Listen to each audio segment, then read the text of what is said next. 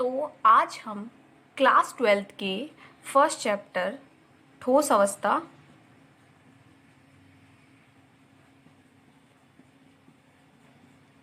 के बारे में पढ़ेंगे। ठीक है, ये है आपकी क्लास 12th का फर्स्ट चैप्टर। ठीक है, और ठोस अवस्था को इंग्लिश में सॉलिड स्टेट बोलते हैं। ठीक है, तो क्लास 11th में आपने ये पढ़ा होगा कि किसी भी पदार्थ की 3 प्रकार की अवस्थाएं होती हैं। पदार्थ की 3 प्रकार की अवस्थाएं होती हैं। सबसे पहली है ठोस, द्रव दूसरी, और तीसरी है गैस। ठीक है, तो किसी भी पदार्थ की 3 प्रकार की अवस्थाएं ये हो सकती हैं। और भी कई प्रकार की अवस्थाएं आपको देखने को मिल सकती हैं, लेकिन उन्हें इतना डीपली अभी स्टडी नहीं किया गया है, वे हमारे सिलेबस में इंक्लूड नहीं हैं। तो हम जो अवस्थाएं पढ़ते हैं वो 3 प्रकार की अवस्थाएं पढ़ते हैं। ठीक है, तो हम इस चैप्टर में ठोस अवस्था के बारे में पढ़ेंगे। तो उससे पहले आपको ये पता होना ज़रूरी है कि ठोस अवस्था आखिरकार कोई भी पदार्थ जो होता है वो इन तीनों में से कौन सी अवस्था में हमें देखने को मिल सकता है, ये कैसे हम डिफाइन कर सकते हैं, हम कैसे ये बता सकते हैं कि भाई कि नमक आपने नमक तो सबने देखा ही होगा कि वो सॉलिड में मिलता है, पानी लिक्विड में क्यों मिलता है। तो मतलब इनके पीछे के रीजंस क्या हैं, क्या कौन सा फैक्टर है जो काम करता है कि हमें मतलब कि ये पदार्थ जो है वो द्रव में एग्जिस्ट करेगा, ये गैस में एग्जिस्ट करेगा। तो ये हम देखेंगे। ठीक है, तो सबसे पहली चीज़ तो ये है कि आपको ये चीज़ पता होगी, 11th क्लास के फर्स्ट चैप्टर में ही आपने ये चीज़ पढ़ी होगी कि कोई भी पदार्थ जो होता है, कोई भी पदार्थ हमारे आसपास क्या है, सब चीज़ पदार्थ ही तो है एक तरीके से। ठीक है, तो कोई भी पदार्थ जो होता है वो परमाणु, अणु या आयन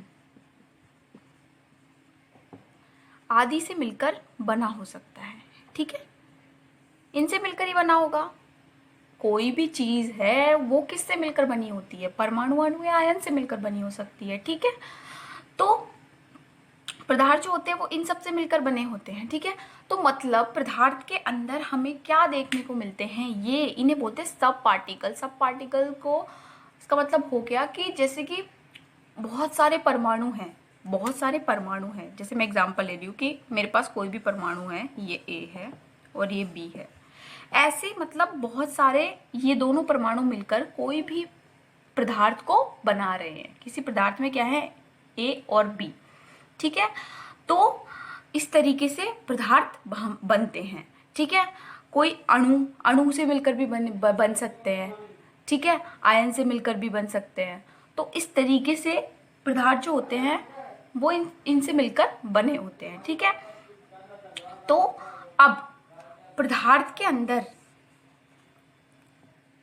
वो ठोस में एग्जिस्ट करेगा या द्रव में एग्जिस्ट करेगा या गैस में एग्जिस्ट करेगा, ये दो चीज़ों पर, बेसिकली दो चीज़ों पर डिपेंड करता है। मतलब आप बोल सकते हो कि 2 कारक हैं जिन पर ये डिपेंड करता है। सबसे पहला जो कारक है वो है इनके बीच में लगने वाले बल। किनके बीच में, इन मॉलिक्यूल्स के बीच में। मतलब मॉलिक्यूल का मतलब मैं यहाँ पे परमाणु लेके चल रही हूँ। ठीक है, इन एटम्स या मॉलिक्यूल्स या आयंस के बीच में लगने वाले जो फोर्सेस हैं। ठीक है, तो ये इंटर भी हो सकते हैं और इंट्रा, मतलब ये अंत्याण्विक बल भी हो सकते हैं और अंतराण्विक बल भी हो सकते हैं। ठीक है, तो मैं यहाँ पे अंतराण्विक बल लेके चल रही हूँ। अंतराण्विक बल, इनके बीच में लगने वाले अंतराण्विक बल।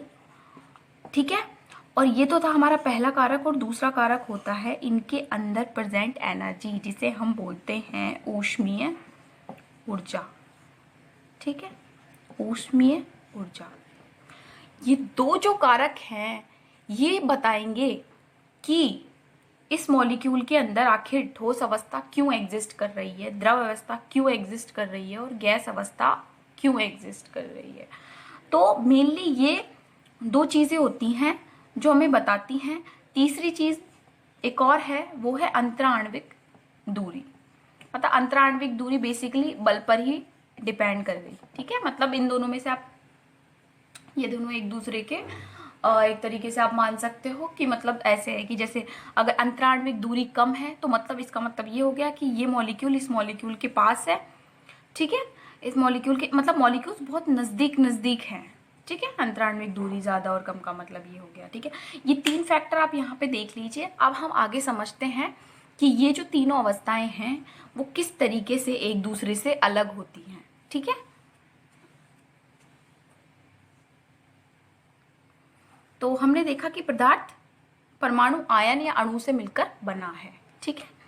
तो सबसे पहले मैं यहाँ पे 3 डायग्राम बनाऊंगी, आप उन्हें गौर से देखिएगा, ठीक है। यहाँ पे मैंने ले लिया एक पदार्थ, ठीक है। इसमें क्या है, एटम मतलब परमाणु, ठीक है। यहाँ मैंने ले लिया एक दूसरा पदार्थ, ठीक है, जिसके अंदर मॉलिक्यूल इस तरीके से अरेंज है, जैसे एक मॉलिक्यूल यहाँ है, एक मॉलिक्यूल यहाँ है, एक यहाँ है, एक यहाँ है, एक यहाँ है, एक यहाँ है, एक ऐसे, ठीक है। मैंने एक बीकर ले लिया या कुछ भी फ्लास्क ले लिया जो ऊपर से बंद है और इसके अंदर इस तरीके से मॉलिक्यूल है, ठीक है। अब हाँ, तो आप देख सकते हैं कि जो मैंने फर्स्ट जो मैंने बनाया है ये वाला डायग्राम, इसमें आप देख रहे होंगे कि मॉलिक्यूल्स के बीच, परमाणुओं के बीच में जो अंतराण्विक दूरी है, अंतराण्विक जो दूरी है वो क्या है, बहुत ही कम है, मतलब बहुत ही कम है स्पेस, आप देख सकते हैं, ठीक है।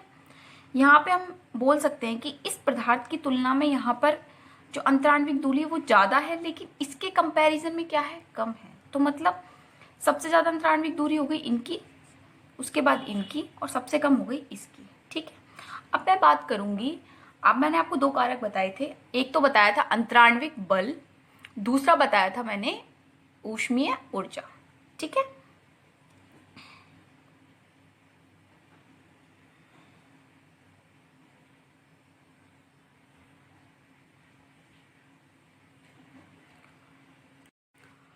तो दूसरा जो फैक्टर है वो क्या था, जो दूसरा चीज़ है वो है इनके अंदर लगने वाले जो अंतराण्विक बल हैं, अंतराण्विक बल, अगर अंतराण्विक बल जो हैं वे प्रबल हैं। अब आपके दिमाग में ये चीज़ आ रही होगी कि अंतराण्विक बल क्या होते हैं, और दूसरी चीज़ है जो मैंने आपको बताई, ऊष्मीय ऊर्जा, ये क्या होती है। तो पहले हम इन दोनों चीज़ों को समझते हैं, उसके बाद हम ये पढ़ेंगे, ठीक है, मतलब इनको एक्सप्लेन करेंगे, ठीक है। तो सबसे पहली चीज़ है अंतराण्विक बल। अंतराण्विक बल एक तरीके से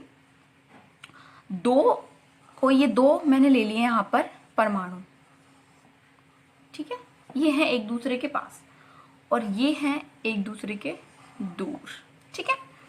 तो सबसे पहली चीज़ ये कि अब ये दोनों जो परमाणु एक दूसरे के साथ हैं, तो क्यों एक दूसरे के साथ हैं, एक तरीके से मतलब ये दोनों एक दूसरे को अट्रैक्ट कर रहे होंगे, तभी तो ये एक दूसरे के एकदम नज़दीक अरेंज हैं, ठीक है, व्यवस्थित हैं, ठीक है।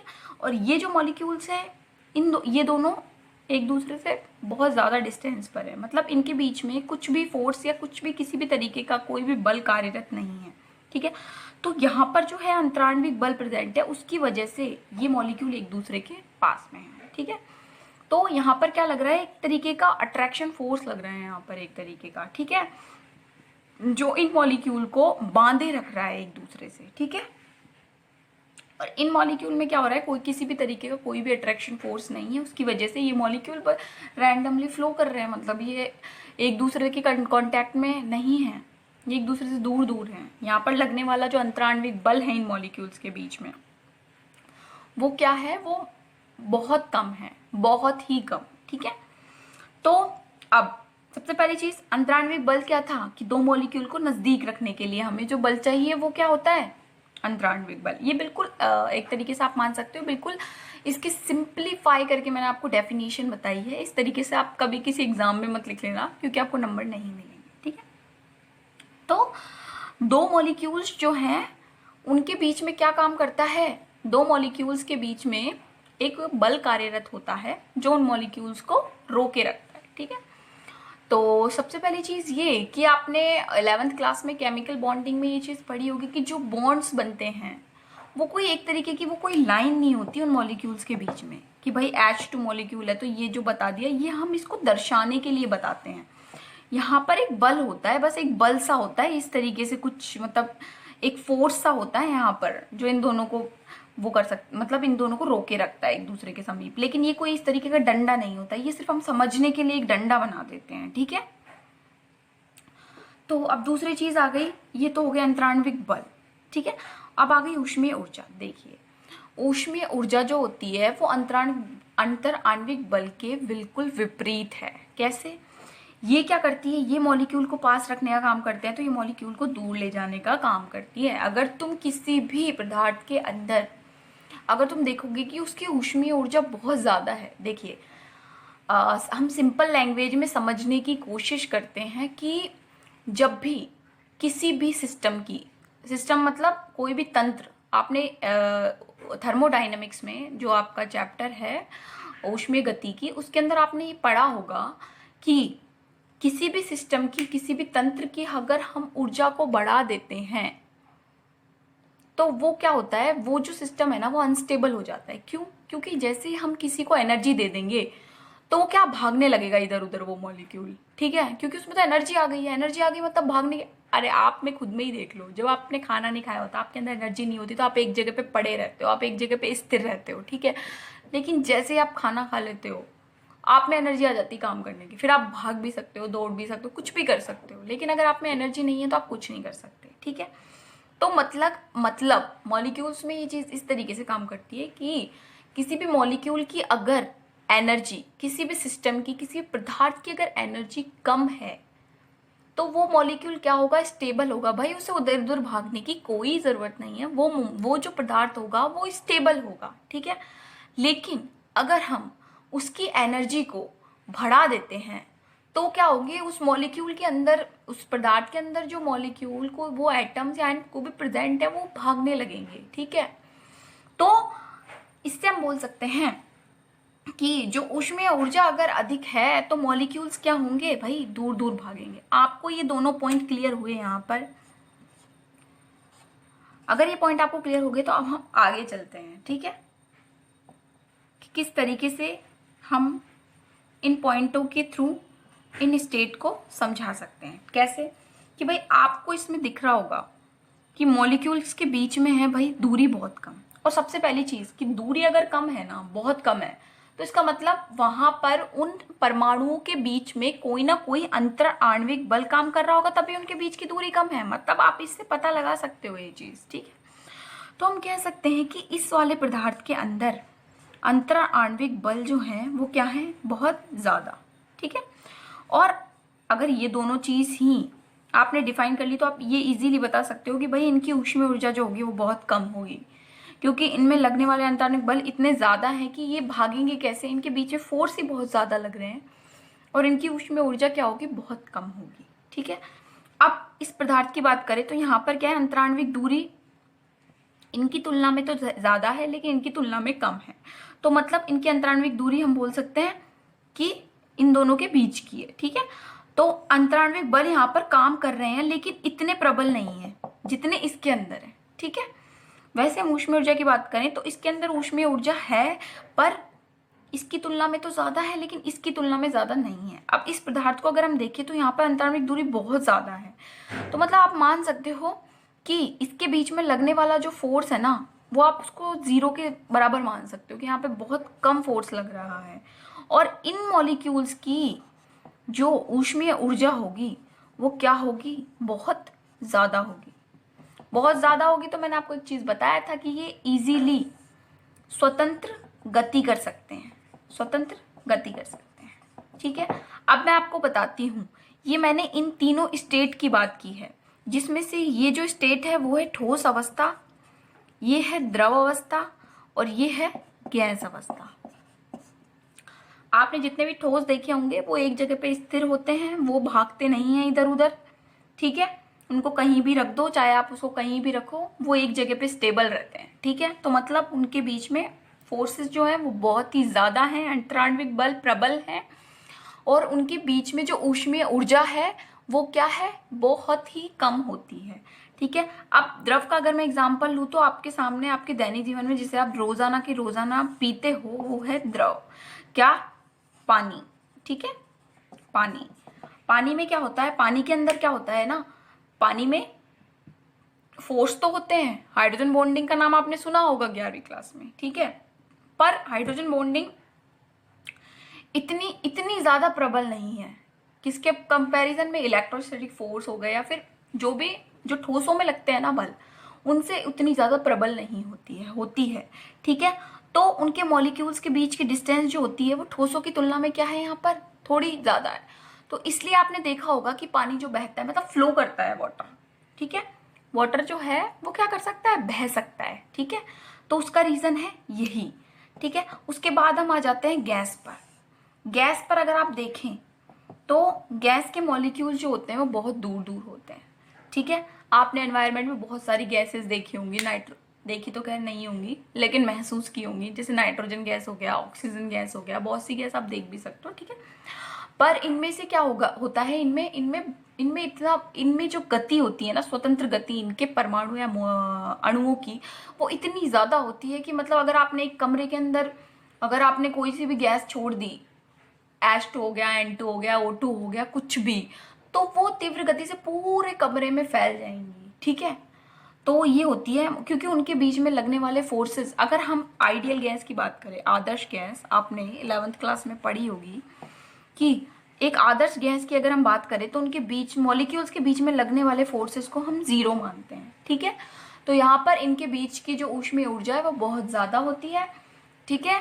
और इनके मॉलिक्यूल्स के जो क्या बोलते हैं, इनके मॉलिक्यूल्स के बीच में लगने वाले जो अंतराण्विक बल हैं वो बहुत ही कम होते हैं, और इनके बीच के मॉलिक्यूल्स की जो दूरी होती है, अंतराण्विक दूरी, वो क्या होती है, बहुत ज्यादा होती है, ठीक है। तो हम इस तरीके से इन तीनों अवस्थाओं में हमने एक डिफ्रेंशिएट करके हमने चीज़ों को समझने की कोशिश की, आप लोगों के समझ में आया होगा आई थिंक। एंड अब हम बेसिकली जो अब हम अवस्था के बारे में स्टडी करेंगे वो है हमारी ठोस अवस्था इस चैप्टर के अंदर, ठीक है। तो ठोस अवस्था के बारे में पढ़ने से पहले हमें इसके गुणधर्म पता होना जरूरी है कि भाई ठोसों के गुणधर्म आखिर होते क्या हैं, ठीक है। तो हम सबसे पहला जो है पॉइंट वो हमारा आएगा ठोसों के गुणधर्म। क्या आएंगे, ठोस के गुणधर्म। अगर हम ठोसों के गुणधर्मों की बात करें तो सबसे पहला पॉइंट हमने जो पिछले पॉइंट्स में हमने डिस्कस किया कि भाई इनकी अंतराण्विक दूरी बहुत कम होती है। दूसरा पॉइंट हमने देखा कि इनके अंतराण्विक जो बल हैं वे क्या होते हैं, प्रबल होते हैं। तीसरा पॉइंट हमने देखा कि इनकी ऊष्मीय ऊर्जा बहुत कम होती है मॉलिक्यूल्स के बीच में।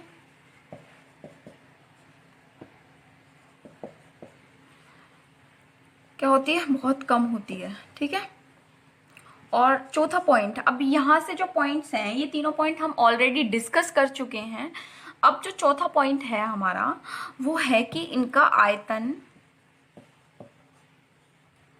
व आकार निश्चित होता है। अब हम इसे पॉइंट टू पॉइंट समझते हुए चलेंगे कि किस तरीके से निश्चित होता है, ठीक है। आयतन व आकार किस तरीके से निश्चित होता है ये आप बहुत इजीली समझ सकते हैं कि अगर आप कोई भी ठोस लेते हैं, ठीक है, ये मैंने ठोस ले लिया एक बीकर में, इसमें है ये ठोस, ठीक है, इसमें मॉलिक्यूल इस तरीके से है।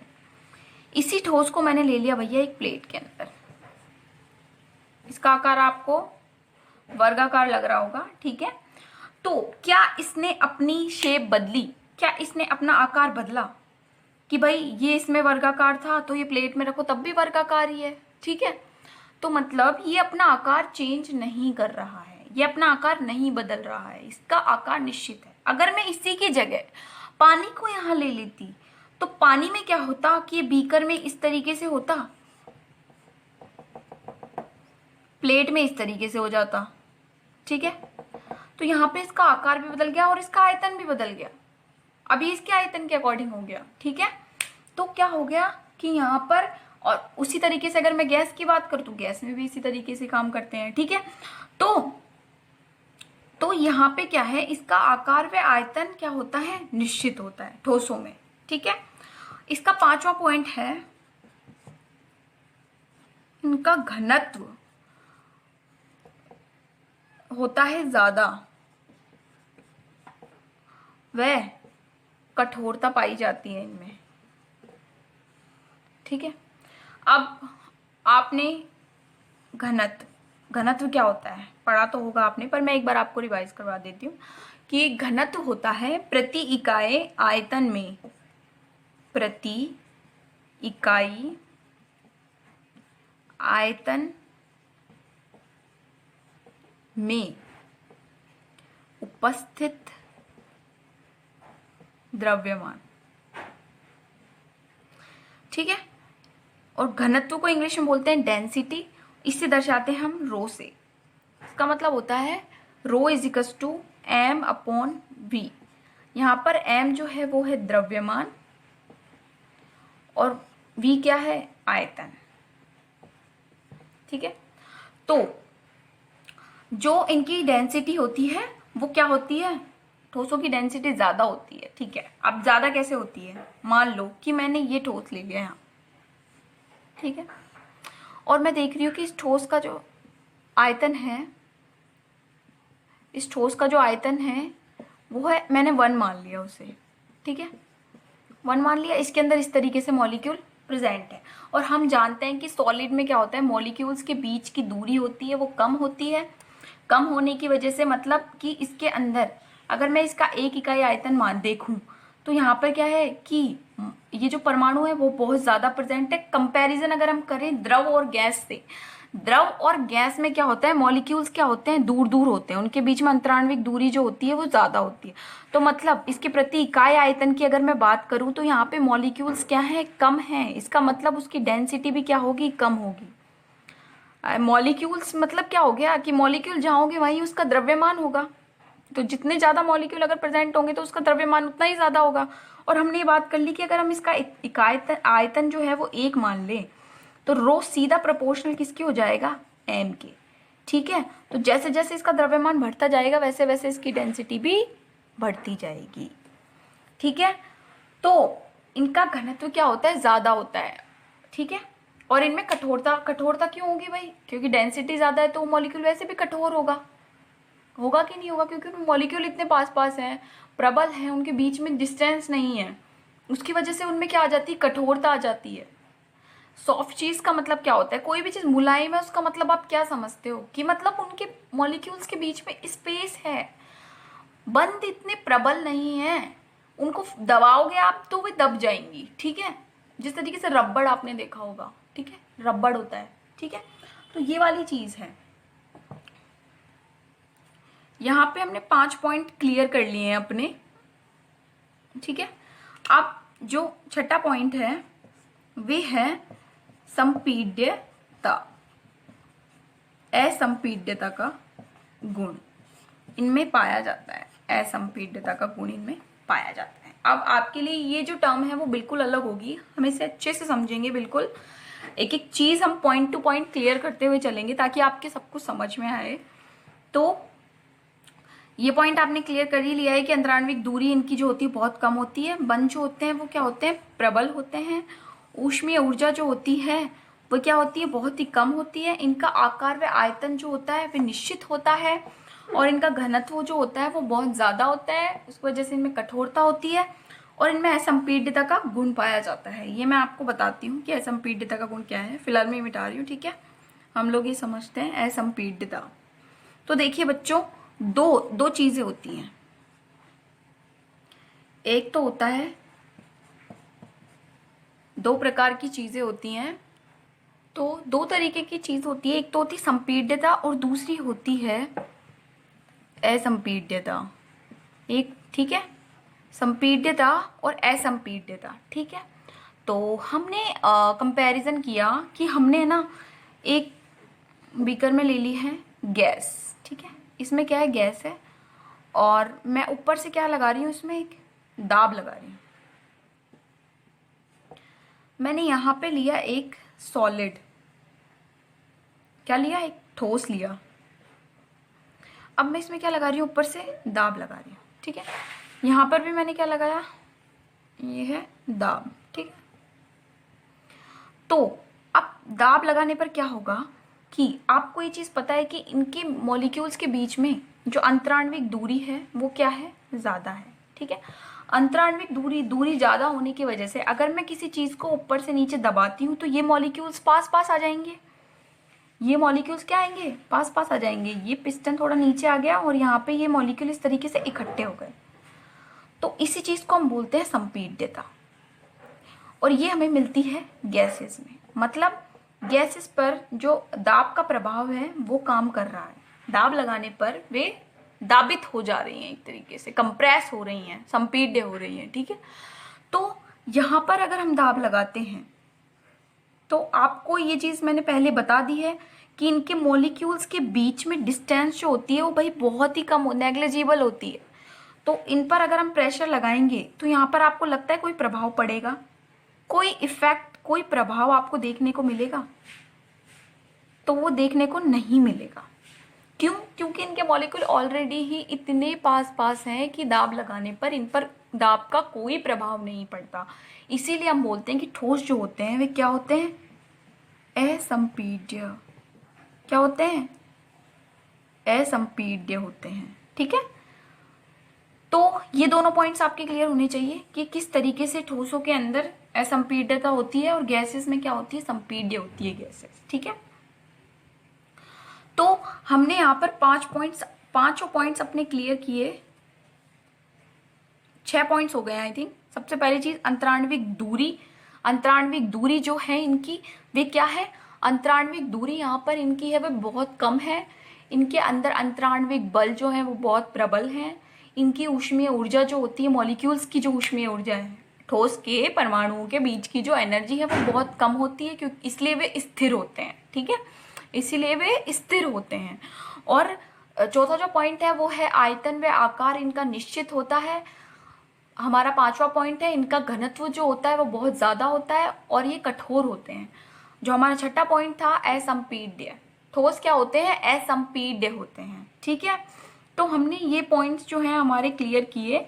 तो ये है हमारे ठोसों के गुणधर्म, ठीक है।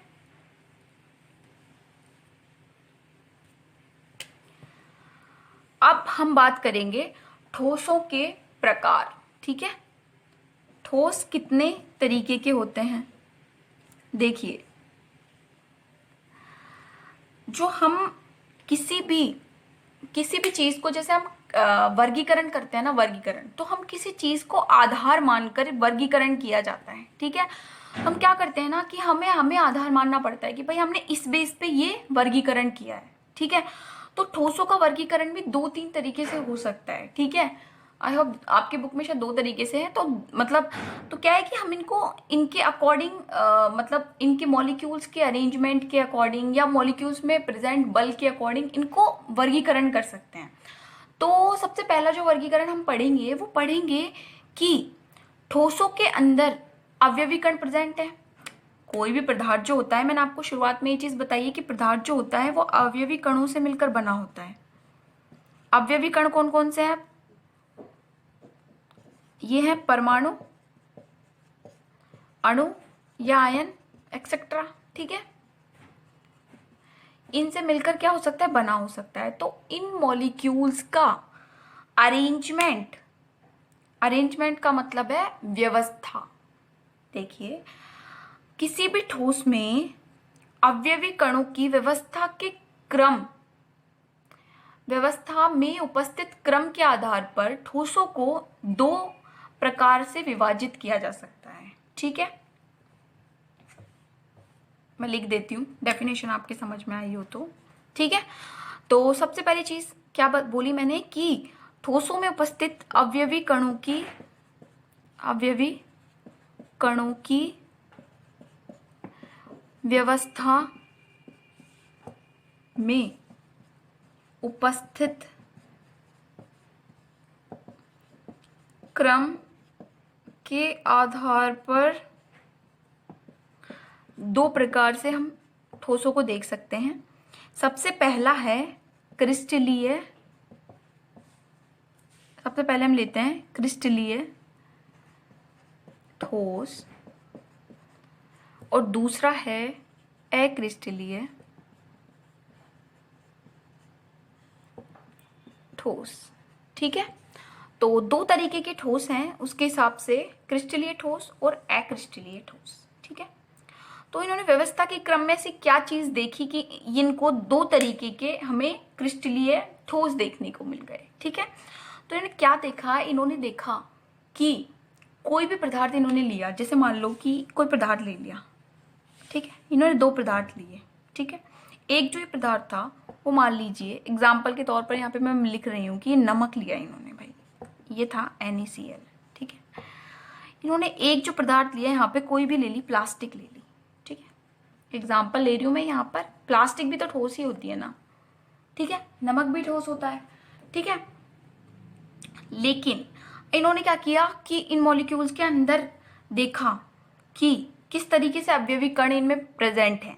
तो उन्होंने देखा कि नमक के अंदर भाई मॉलिक्यूल ना इस तरीके से अरेंजमेंट था इनका, बिल्कुल प्रॉपर अरेंजमेंट था कि भाई मतलब ऐसा लग रहा था कि जैसे छोटे छोटे जो क्रिस्टल्स, देखिए छोटे छोटे पार्ट जो है ना उनके जुड़ने से एक बड़े ठोस का निर्माण हो गया हो। जैसे मतलब कि इस तरीके से आप सिर्फ एग्जाम्पल के तौर पे ले लो, मैं Na को यहाँ पर A मान रही हूँ और Cl को B मान रही हूँ। ठीक है, A B इस तरीके से उन्होंने देखा A B A, इस तरीके से ये अरेंज थे।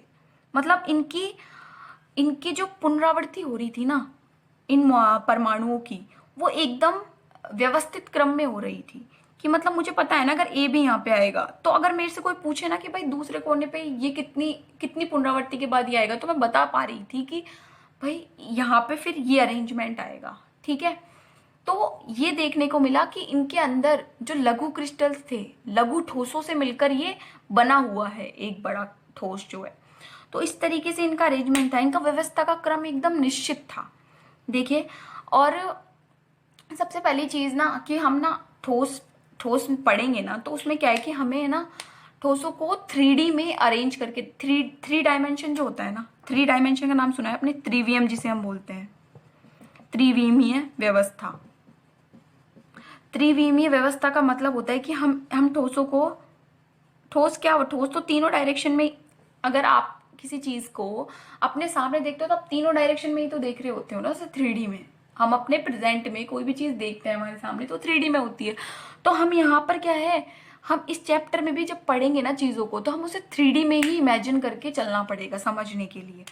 3D का मतलब होता है कि तीनों डायरेक्शन X Y और Z में हम ये चीजें इमेजिन करेंगे कि किस तरीके से मॉलिक्यूल प्रेजेंट हैं। ठीक है, तो मैं यहाँ पे त्रिवियम वर्ड यूज करूंगी कि त्रिवियम में इन मॉलिक्यूल्स की व्यवस्था का जो क्रम था वो निश्चित था कि इनमें जो पुनरावृत्ति हो रही थी मॉलिक्यूल की, उनका पुनरावृत्ति का जो व्यवस्था का क्रम था, पुनरावृत्ति जो थी वो बहुत पूरे मॉलिक्यूल में काफी लंबी दिखाई दे रही थी। ठीक है, तो इनमें क्या हो गया कि अरेंजमेंट एकदम फिक्स था। तो क्रिस्टलीय ठोस में क्या होता है, मॉलिक्यूल्स का अरेंजमेंट बहुत व्यवस्थित क्रम में होता है, सब कुछ एकदम फिक्स है कि भाई NaCl के अंदर अगर Na+ इधर की तरफ है तो इस तरीके से ही अरेंज होंगे पूरे मॉलिक्यूल में कि इसके बाद B आ रहा है, फिर A आ रहा है, B आ रहा है, इस तरीके से मतलब ये अरेंजमेंट है। हम NaCl की भी व्यवस्था जो है मॉलिक्यूल्स की उसके बारे में आगे इस चैप्टर में डीपली पढ़ेंगे। तो इस तरीके से नहीं होती है, ये बस मैंने आपको एग्जाम्पल के तौर पे बता दिया है। इनके अंदर जो अरेंजमेंट होता है वो FCC होता है, ये आप बाद में पढ़ेंगे, अभी आपको इस पर ज़्यादा दिमाग लगाने की ज़रूरत नहीं है। ठीक है, तो ये होता है क्रिस्टलीय ठोस। ठीक है, और अब ये तो हो गया क्रिस्टलीय ठोस। अब क्या होता है कि हमने एक्रिस्टलीय ठोसों को देखा। एक्रिस्टलीय ठोस में मैंने आपको एग्जांपल बताया था प्लास्टिक। तो इनमें मॉलिक्यूल्स का अरेंजमेंट देखा ना, तो वो रैंडमली का मतलब हो गया कि किसी भी तरीके से ये कण प्रेजेंट थे इसके अंदर, ठीक है, किसी भी तरीके से ये प्रेजेंट थे, इनकी व्यवस्था का कोई क्रम नहीं था। इस तरफ भाई इतने मॉलिक्यूल्स आ रहे हैं तो ऐसे फिक्स नहीं था कि इस तरफ भी इस तरीके से आएंगे, इसके बाद ये आएगा या फिर इसके बाद, मतलब इनमें व्यवस्था का क्रम निश्चित नहीं था, ये अनिश्चित क्रम में थे, ठीक है। तो ये थे हमारे अक्रिस्टलीय ठोस, ठीक है। तो इस तरीके से NaCl और प्लास्टिक में क्या डिफरेंस होता है कि भाई NaCl के अंदर क्या होता है, मॉलिक्यूल्स का अरेंजमेंट जो है वो निश्चित क्रम में है, जबकि प्लास्टिक में ऐसा नहीं है। अब हम थोड़ा अक्रिस्टलीय ठोस के बारे में देखें तो अक्रिस्टलीय ठोस को हम अमोर्फस भी बोलते हैं। अमोर्फस जो है वो शब्द एक ग्रीक शब्द है जिसका मतलब होता है आकृति का न होना, ठीक है, आकृति का न होना। मतलब इनमें क्या होता है ना कि आकृति निश्चित नहीं हो सकती है, ठीक है।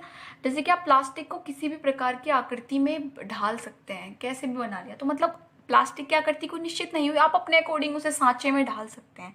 लेकिन अगर नमक की आकृति, अगर वैसे मैं आपको बता देती हूँ कि नमक की आकृति जो होती है इसमें क्या होता है ना, FCC अरेंजमेंट मिलता है देखने को मॉलिक्यूल का, ठीक है। तो अगर आप इसके छोटे से छोटे लेवल पे आप इसे देखने की कोशिश करोगे ना, मतलब क्या होता है ना कि जैसे क्या होता है लैब में जब हम एक्सपेरिमेंट्स वगैरह करते हैं, आप अगर आप आगे अच्छे स्टडी करते हो तो आप देखोगे तो नमक का जो अरेंजमेंट था वो इतना प्रॉपर तरीके से अरेंजमेंट होता है ना इनका कि आप मतलब ऐसे सोचोगे कि यार ये कैसे पॉसिबल हो गया, कि मतलब Na+ जो है वो अगर कोनों में है तो इस तरीके से कि वो कोनों में ही है पूरे अरेंजमेंट में, और Cl आ गया, और फिर इस तरीके से मतलब जो Cl होता है, सॉरी Cl जो होता है वो उसमें क्या होता है कि कोनों में प्रेजेंट होता है। कोने जो होते हैं ना, जैसे कि अगर आप आयताकार लें किसी भी क्रिस्टल को, या आयताकार ले लिया मैंने इस तरीके से, आयताकार नहीं सॉरी वर्गाकार ले लिया, हम 3D में देख रहे हैं, ठीक है। तो जैसे यहाँ पे कोनों में अगर Cl आ रहा है तो इसकी जो वॉइड्स, इसकी जो रिक्त स्थान होगा ना उस पे Na+ आ रहा है, तो मतलब ये अरेंजमेंट जो है वो पूरे मॉलिक्यूल में इस तरीके से व्यवस्थित है। जबकि अक्रिस्टलीय ठोसों में ऐसा नहीं होता, इनको हम किसी भी आकृति में डाल सकते हैं क्योंकि इनमें मॉलिक्यूल किसी भी तरीके से अरेंजमेंट इनका हो सकता है, ठीक है। तो वे क्या है, अक्रिस्टलीय ठोस, ठीक है।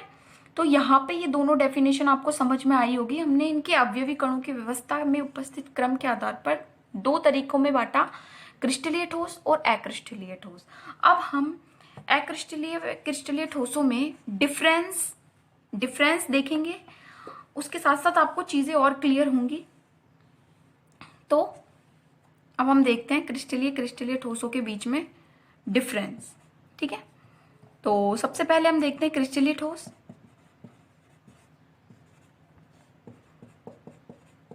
फिर आ गया अक्रिस्टलीय ठोस,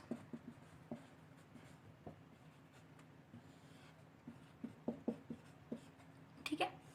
तो सबसे पहला पॉइंट हमने जो डिस्कस किया कि भैया इसमें अवयवी जो कण हैं वे क्या हैं, उनका निश्चित क्रम, ठीक है, निश्चित क्रम है। यहां पर क्या है, इनका अनिश्चित क्रम है मॉलिक्यूल का, मतलब कोई भी निश्चित नहीं है, आप जैसे चाहो वैसे इनको बना सकते हैं, ठीक है। सबसे पहली चीज तो ये हो गई। दूसरी चीज जो आती है, क्रिस्टलीय ठोसों को ना वास्तविक ठोस भी बोलते हैं। क्या बोलते हैं इनको, वास्तविक ठोस। और इनको क्या बोलते हैं, आभासी ठोस।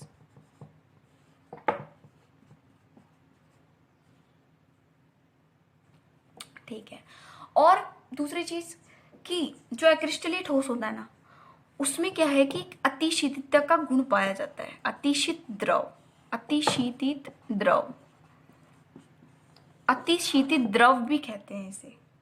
अक्रिस्टलीय ठोस को क्या है, अतिशीतित द्रव भी बोलते हैं। क्यों बोलते हैं, क्योंकि इसमें क्या होता है ना, इसमें ना द्रव के समान बहने की प्रकृति होती है। अब आपके दिमाग में चीजें ऐसे घूम रही होंगी, ये क्या बोल दिया मैंने, तो इसमें किस तरीके से होती है, पर ये जो द्रव के समान बहने की जो प्रवृत्ति होती है वो इतनी धीमे होती है कि हम उसे एट ए टाइम तो देख नहीं पाते, जैसे कि अब मैं देख रही हूँ किसी भी उसको, जैसे मतलब, लेकिन अगर आप कुछ सालों बाद, मतलब सालों साल निकल जाए उसके बाद अगर आप देखोगे ना, तो आपको देखने को ये चीज़ मिलेगी। मैं एग्जाम्पल के थ्रू आपको समझाने की कोशिश करती हूँ कि आपने कांच देखा है, कांच जो विंडो पर कांच लगे होते हैं, हमारी खिड़कियों पर जो कांच लगे होते हैं, उनमें आपने कभी नोटिस करना कि आप मतलब जैसे विंडो का कांच है ना, तो बहुत सालों बाद ना वो कांच जो होगा ना, वो नीचे से क्या है, थोड़ा सा मोटा सा हो जाएगा और ऊपर से हल्का वो पतला होता जाएगा। मतलब इस चीज़ को होने में बहुत टाइम लगता है, ठीक है। तो क्या होता है कि वो बोला जाता है कि वो जो कांच जो है वो बह के हल्का हल्का क्या आ गया, नीचे की तरफ आ गया, ठीक है। टाइम के साथ टेम्परेचर ओपे से बाद उस कांच के ऊपर धूप पड़ रही है, टेम्परेचर की वजह से उसमें क्या हुआ, धीरे धीरे वो जो है वो नीचे की तरफ आ गया। तो ये क्या है, इस प्रकार के जो द्रव को क्या बोलते हैं हम, अतिशीतित द्रव, ठीक है। तो ये जो ठोस होते हैं उनमें अतिशीतितता का गुण पाया जाता है। तो इसका एग्जाम्पल हमने ले लिया है यहाँ पर, जो कांच होते हैं वो वाला, ठीक है। तो ये चीज़ आपकी समझ में आई कि नहीं आई? अगर नहीं आई तो मैं आपको फिर से एक्सप्लेन कर दूंगी, ठीक है। तो सबसे पहली चीज़, ये आभासी ठोस होते हैं, ये वास्तविक ठोस होते हैं, ठीक है।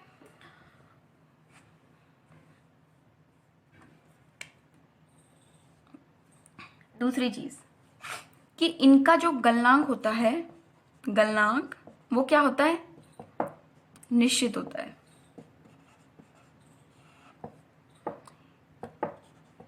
इनका निश्चित नहीं होता। अब मैं आपको बताती हूँ किस तरीके से।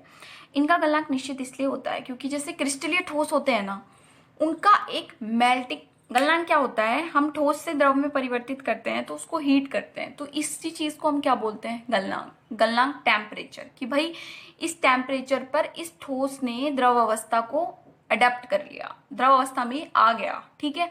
तो वो जो टेम्परेचर होगा जिसपे वो द्रव अवस्था में मिल रहा है हमें देखने को, वो क्या होगा, उसका गलनांक होगा, ठीक है। तो इनका गलनांक निश्चित होता है। अगर क्रिस्टलीय ठोस है कोई भी, कि भाई NaCl अगर इतने टेम्परेचर पर ही ये द्रव में परिवर्तित होगा, तो उसको उतना ही टेम्परेचर जब तक नहीं मिल जाता, मान लीजिए कि मैंने कोई भी ठोस ले लिया, मुझे लिखा हुआ है कि 1750 केल्विन पर ही इसका गलनांक है, ये ठोस है, ठीक है, ये 1750 केल्विन पर ही द्रव में परिवर्तित होगा। तो जब तक मैं इसको टेम्परेचर, अगर मैं इसको 1500 भी दे रही हूं ना, तब भी ये द्रव में परिवर्तित नहीं होगा, जब तक इसका टेम्परेचर 1750 नहीं आ जाता, ये तब तक द्रव में परिवर्तित नहीं होगा। लेकिन अगर मैं क्रिस्टलीय ठोस की बात करूं तो प्लास्टिक ले लो भाई, प्लास्टिक को आप पिघलाते हो, प्लास्टिक की मैंने कोई भी चीज ले ली, उसको मैं पिघला रही हूं, तो ये ताप की, टेम्परेचर की कितनी भी परास पर ये पिघलना शुरू कर देती है, ठीक है। ये पहले ही शुरुआत में पिघलना शुरू कर देगी और बाद में फिर ये किस में परिवर्तित हो जाएगी, द्रव में परिवर्तित हो जाएगी पूरी तरह से।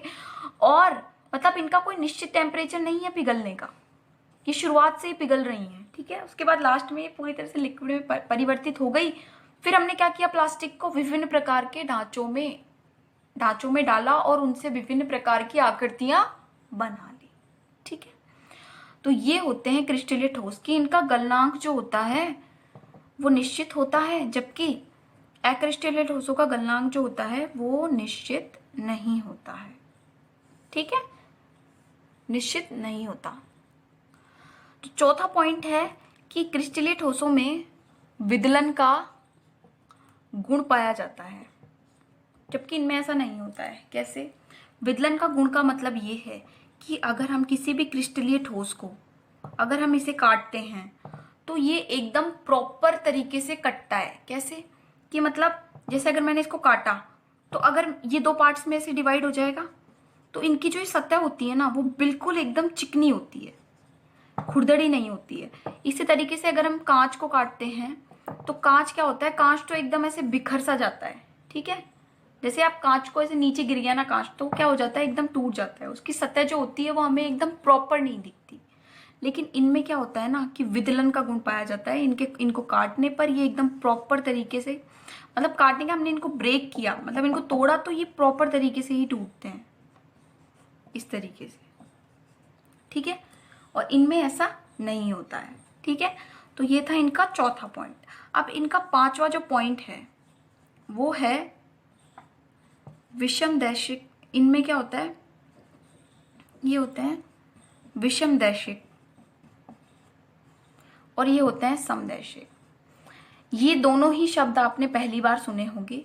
आइए हम इन्हें समझते हैं अब। ठीक है, तो ये चारों पॉइंट में आपको कोई डाउट नहीं होना चाहिए। सबसे पहला, इनका जो व्यवस्था का क्रम है अवयवी कणों का, वो एक निश्चित होता है, इनका अनिश्चित होता है। वास्तविक ठोस होते हैं या आभासी ठोस होते हैं। इनका गलनांक निश्चित होता है, इनका गलनांक निश्चित नहीं होता है। इनमें विदलन का गुण पाया जाता है, जबकि इनमें ऐसा नहीं होता है। अब जो हमारा पांचवा पॉइंट है वो है इनमें विषमदैशिकता पाई जाती है और इनमें समदैशिकता पाई जाती है। आइए हम इसे समझते हैं कि किस तरीके से इनमें विषमदैशिकता और समदैशिकता का गुण पाया जाता है।